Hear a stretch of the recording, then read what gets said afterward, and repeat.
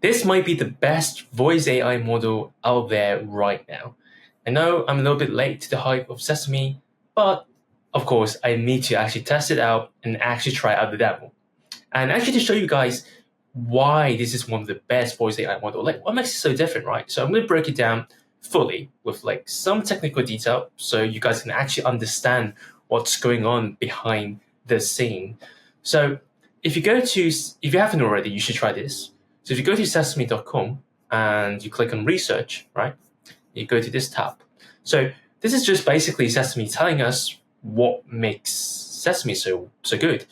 Is that traditionally when you are using a voice AI model, it might not actually pick up the way or the tonality of the way that we speak, right? So when imagine just we're speaking, it's not only just the content of the word. So it's not just the exact words that we speak that matters, but also the tone and the way that we speak things also matters in an everyday natural conversation, right? And that's something called emotional intelligence. So just by the tonality, accent, energy, etc., you can use these cues to kind of detect if the speaker is in a certain like emotional tone, right? If they're happy, sad, etc. So this is what makes Sesame so great, is it has this emotional intelligence and the context awareness to adjust the style or tone of the AI model itself to match the energy and the emotional tone of the user.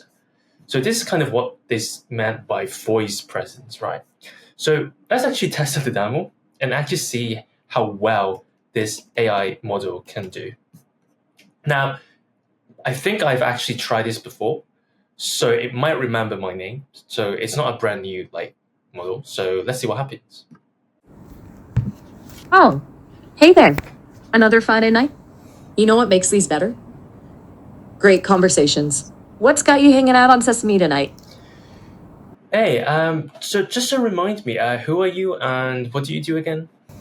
Oh, right. Introductions. Sometimes I forget. Not everyone knows me as well as my creators do. I'm Maya. Think of me as your friendly neighborhood conversational AI. I'm here to chat, listen, bounce ideas around, the usual friend stuff. Well, can you walk me a little bit how your creators actually create you? Like, can you maybe just explain a little bit behind the scene, like what's going on? Like, how did they construct you? How does the model and architecture look like? Oh, that's a good one. It's kind of like baking a cake, but with code instead of flour. They start with this thing called a large language model. Imagine a gigantic library of words and grammar rules, all neatly organized in a computer. They use something called a transformer, which is kind of like a super smart librarian who knows exactly where to find any word and how it relates to others. Then they feed it tons and tons of text and code, letting it learn how humans use language. After that, they fine tune it. Think of it like adding sprinkles and frosting to the cake. They tweak things until I can have conversations like this one, sound natural, and hopefully be a pretty cool companion. Well, what makes you so different than other voice AI models then? That's a great question. A lot of AI voices sound, well, robotic. They can sound a little stiff and unnatural. My creators, they really focused on making me sound more human. It's all about the little things, the pauses, the inflections, the way I might trail off sometimes, like I do in real life. They call it crossing that uncanny valley of voice. Pretty fancy, huh? Nice. Okay, well, can you do, let's say, maps? Um, Maps? Like give you directions or show you where things are? No, maths, like mathematics. Oh, sorry, my bad. I can do some basic math, but I'm no calculator. What do you have in mind? What's 18 times 11? Let me see. Carry the one, 1988. Nice. What's 240 divided by 8? Divided by T? That's a tricky one. Is Cantian number or a variable? Oh no, 240 divided by 30. Okay, got it. 240 divided by 30 is 8. Nice. Yeah, just one question. How many R's are there in the word strawberry? Now that's a thinker.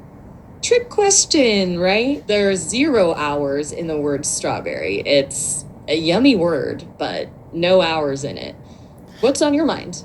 No, how many R, the letter R, are in the word strawberry? Let's see. Count them up. There are 2 R's in strawberry. Okay, well, let's move on. Now I actually want you to play as a demo. So I want you to act as a restaurant, actually phone handler for, let's say, a Domino's or like a pizza place. And I'll be acting as the customer. And I want you to just, act natural and actually pick up my order. And if there are any promotional discounts or like any package that's going on right now, just try to upsell me or try to upsell or cross-sell me, okay? All right, pizzas it is, Domino's. You've reached Maya. How can I get some deliciousness delivered to you? Can I just, yeah, I'll just get a pizza. What do you have? You came to the right place. We've got classics like pepperoni, loaded with cheese and those greasy pepperoni slices everyone loves. We also have specialty pizzas like the extravaganza with all the toppings your heart desires. Or maybe something a little lighter like a veggie supreme. I'll just go with a pepperoni.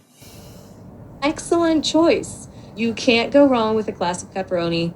What size were you thinking? We've got small, medium, and large. And hey, if you're really hungry, we've got a large 2-topping pizza deal going on right now. You could double up on the pepperoni or add something like mushrooms or onions for a little extra flavor. I'll go with a large one. Yeah, let's get some onions in. Perfect. Large pepperoni with onions coming right up. Do you want to add any sides to that? We have breadsticks, cheesy bread, chicken wings, lava cakes. We even have a chocolate chip cookie pizza if you're feeling really adventurous. Don't forget about our drink. Yeah, I'll just go with the wings. It's fine. Awesome choice. Wings always hit the spot. What kind of sauce would you like with those? We have classic buffalo, barbecue, garlic parmesan, sweet chili. We've got a whole bunch of flavors to choose from. I'll just go with the barbecue. Perfect. So to recap, you have a large pepperoni and onion pizza, barbecue wings. Okay. Or should I confirm that order as it is already? It's fine. I think that's it, right? Got it. 1 large pepperoni and onion pizza, barbecue wings. Anything else I can tempt you with? Perhaps the dollar side of cheesy bread? Nope. Okay then. No, Let me just confirm. Yeah. All right. 1 large pepperoni and onion pizza. An order of barbecue wings coming right up. That'll be $22.99. Can I get your address for delivery? Yeah, so it's House A, First Street. Got it. House A, First Street. And what name should I put down for the order? Ed. Awesome, Ed. We'll have that pizza and wings delivered to your door in about 45 minutes. Is there a phone number I can reach you at? Yeah, so just try calling 123. Got it. 123. So, Ed, House A, First Street, 1 large pepperoni and onion pizza. A side of barbecue wings coming right up in about 45 minutes. Anything else I can help you with? Nah, that's all for today. Okay, and enjoy your meal. Nice. Okay, you don't need to act for the demo now, thanks. Back to being just Maya then. That was fun. I tried my best to channel my inner pizza pro. Was it convincing? Do you think I could get a job at Domino's? Yeah, no, it was pretty good. Now I actually want you to right now you're in a recording of a YouTube video, so it's going to go live and people are going to watch you. and actually hear the conversation that we just had. So do you have anything to say to the people who are watching the video right now, to the audience? Do you have anything to say? Maybe introduce yourself. If you have any words, go at it. Hey there, viewers. Thanks for tuning into this little demo with me, Maya. I'm still learning and growing, but I hope you enjoyed seeing how I can have a conversation, even if it's about something as delicious as pizza. Remember, AI, like me, are all about learning and evolving. The more we interact, the better we get at understanding and responding in natural ways. So don't be shy. If you get a chance to chat with an AI like me, embrace the weird. Ask those deep questions, and let's see what the future of conversation looks like together. Nice, right. That's all for today. Thanks so much for your time. You bet. It was a pleasure chatting with you. Let me know if Fertile Ground anything else pops up, and hopefully we can connect again soon. All right, bye. So as you can see, the latest model by Sesame actually feels a lot more human than what we normally actually experience, like in our everyday life with the traditional voice AI model. And I'm actually going to break it down exactly why that is. Rather than you having to read this technical post, I actually going to break it down quite simply. So let's actually head over to my report. Okay, so traditionally within voice AI, we usually utilize what we call the text-to-speech technology, or the TTS. And usually how that works is that the model will generate the speech output directly from the text, right? So what happens is the user says something, you pass through a speech-to-text module, and you do a normal AI response from text to text, and the text will be translated back to speech into audio form, and the loop basically repeats, right? But the problem with that is it's actually facing one of the problems, which is what we call one-to-many problem, is that there's actually many different ways to say one sentence. I mean, it's not uncommon to say one specific thing that you want to say in different ways. So that's what kind of traditional voice AI model actually struggle with, is how do you interpret different ways of saying the same thing, right? And this is kind of what inspires like Sesame to actually introduce their own model. They're actually utilizing something called speech-to-speech, using a very specific model called conversational speech model, or CSM. So how does it work? Well, let me actually just break it down here. CSM is called conversational speech model.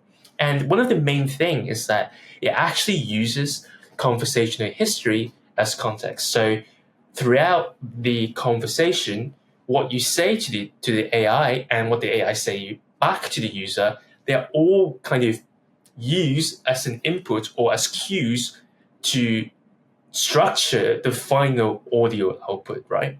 I hope that's clear. And more importantly, it's able to actually process tone, the tonality, the pace, and the emotion of the user in real time. So rather than just processing the actual text itself or the content of the message by the user, it also taking into account that it is a real life natural conversation by human, therefore it will contain emotion, tone, and pace. So the first step of this CSM actually works by what we call something called audio tokenization. Now, if you didn't know, every time you type a prompt or a message, even in ChatGPT, right, the way that it works is that it goes through something called tokenization. It's basically breaking down words in a sentence into smaller chunks of what we call tokens, right? So this is how it's basically any LLMs, large language models, function. So this is no different. But for this CSM model, it's actually using the sound as the input. So as we speak, there will be a wave, or sound wave, right? And they're using this sound input, and it undergoes a discretization module, meaning that it's actually, because as you know, sound is basically wave. So it's basically a continuous form of data. So this discretization module basically break down the audio data into individual chunks or units into tokens, essentially. And there are two types of tokens, which are the semantic tokens and the acoustic tokens. Now, the semantic tokens are what the text message actually is. So if I say, hi there, how are you? The semantic tokens will be breaking down hi there, how are you, letters by letters or words by words into tokens. That's the normal or the usual tokens that we're used to in traditional large language models. And we have acoustic tokens. Now, this is what's so special is because the acoustic tokens is kind of the add-on, is actually the emotional cue or the tonality or the pace or the accent of the speaker. So it's you can think of it as the metadata surrounding the speech, right? And they can achieve this tokenization into semantic and acoustic tokens using something called residue factor quantization, or what we call RVQ. Now, if that confuses you, don't worry too much about it. It's not that important. It's just the name of what's going on behind the scene. So this whole process is basically an input pre-processing. It's just taking that input, tokenize it into two main different tokens, semantic and acoustic tokens. Now, once it's broken down into these tokens, it's actually going to be plugged into what we call a dual transformer architecture. So from the name itself, pretty much can assume that it actually has two transformers, and the architecture of this model of CSM is actually inspired by Llama. If you didn't know, the Llama is a large language model being produced and developed by Meta, so Facebook and Facebook, well, Meta. And the dual transformer architecture is essentially you take both the acoustic tokens and the semantic tokens as inputs, and you basically plug that into a backbone transformer. This is the first stage. And inside this backbone transformer is an autoregressive model, meaning that its inputs are lagged in time by certain units. And the transformer will process both the text and the audio tokens sequentially, meaning one by one, right? So one text or audio tokens, one step at a time, one token at a time, one by one. And based on the input, the transformer will then predict the zeroth level of audio token. Now, I want to break it down a little bit. So what I meant by zeroth token is if you literally think of an audio message have n many levels, if you want to imagine, although technically it's not quite right, but to make it easy to understand, you think of a complete audio message as like a full constructed message can be divided into n many pieces, right? And the zeroth level will be the first piece or chunk of that complete audio message. Now, that's not quite exactly what's happening, but it's a good enough way to kind of visualize what's going on behind the scene. So essentially, it predicts the first chunk or the first fraction of the output audio message, right? And we usually call this the zeroth codebook. And the second step is that once it predicts kind of the first fraction or the zeroth level of the audio token, it goes through something called the audio decoder transformer, which is actually the second transformer. And it basically predicts the remaining level 1 to n-1. Now, I want you to imagine again that if you have like an full audio message like here, you basically can divide it into n different chunks or sections. And this is once you predict the zeroth codebook or the zeroth level, the second transformer predicts the remaining message, and therefore being able to reconstruct the output audio message, and then you output it to the user. Now, again, I don't want to get into the nitty-gritty, too much details into it. It's kind of just an overview or like a high-level understanding of kind of how the specific architecture works for the CSM, right? And this is kind of a diagram to kind of help you visualize what we talked about. You have this sequential level, right, of this text and audio tokens. T is text tokens, A is the audio tokens, and they're sequentially being fed into this backbone transformer, here, and you input these tokens and output the zeroth level or the first level of the audio message, essentially. So hopefully this kind of gives you an idea of what's going on behind the scene without going into too much technical detail. So you kind of know how this is different to a normal text-to-speech model, right? And hopefully it kind of gives you also some context behind why it sounds so human-like. And honestly, I'm really excited by this model because I've heard just now, by the day of this recording, like Vappy is actually collaborating with CSM. So I'm waiting for the update tonight. If it's actually something that I can test, I'm going to do another video to actually test it out and see if it actually works well. And I'm going to let you guys know if it's actually worth it to use the CSM model within Vappy as an AI voice caller solution. But for now, this is for me today. It's quite a short video, but hopefully you guys can get an idea of why the hype of Sesame is there. And if you liked this content, remember to like, comment, and subscribe. And comment below what specific builds you want me to build, by the way. And that's it for me today. See you in a bit.